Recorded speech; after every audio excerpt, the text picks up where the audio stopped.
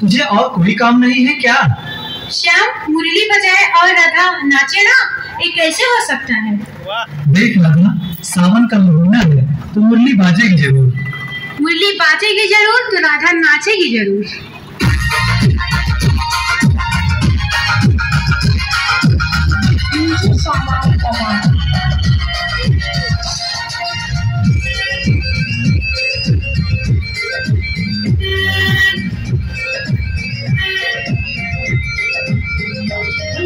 सावन का